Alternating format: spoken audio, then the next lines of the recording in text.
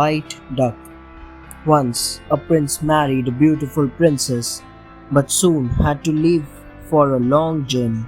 The prince asked her not to leave her chamber and to avoid wicked people.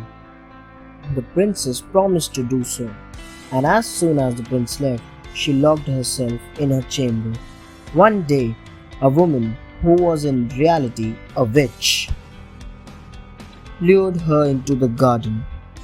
The witch then made the princess step into the pool and turned her into a white duck. The witch then took the princess' shape, wore her clothes, and waited for the prince. By and by a pup screeched, a bell clinked, and there was the prince at the gate. The witch rushed out to meet him, embraced and kissed him. The prince was overcome with joy and never knew who she was. Meanwhile, the white duck laid 3 eggs, and babies were hatched, 2 of them strong lads, and the third a tiny little thing. Little ducklings. The white duck took good care of her babies.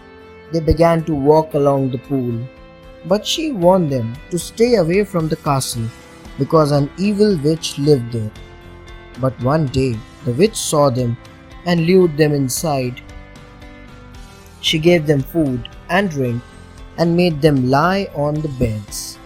She then ordered the servants to light the fire, hang a kettle on it, and sharpen the knives. The 2 strong lads fell fast asleep, but the third, the tiny one, did not sleep and listened and saw everything. At midnight, the witch came to the door of the chamber and asked, "Are you asleep, little children?" The tiny one answered, "We cannot sleep for the thoughts that chill us." "They are not asleep," the witch told herself. She came and asked twice, but after 2 answers, the witch went in to see.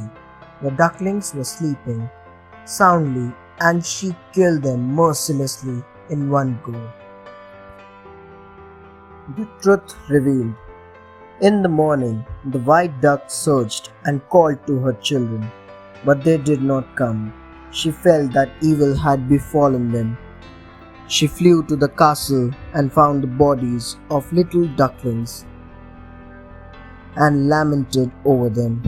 The prince heard her crying. "The duck is speaking in a human voice," said the prince. "It only seems so to you," the witch told him. The servant chased the duck away, but it flew round and round and dropped down again beside her children.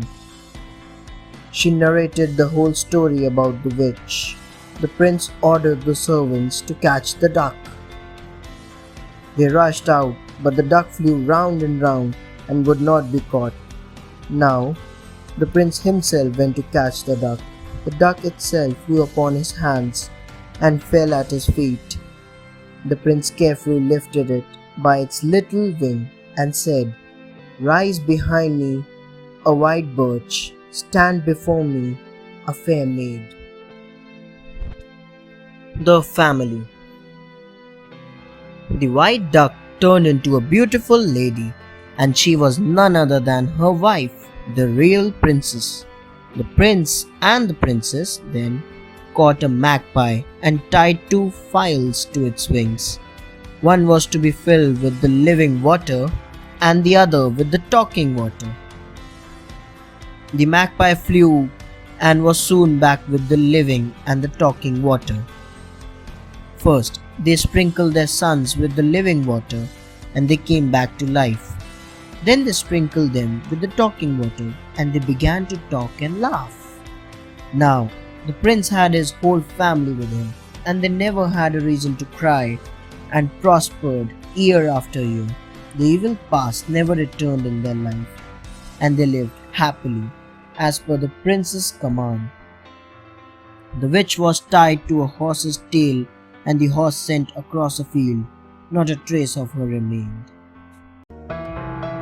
Thanks for watching. Do like, share, subscribe to Sahil Book House.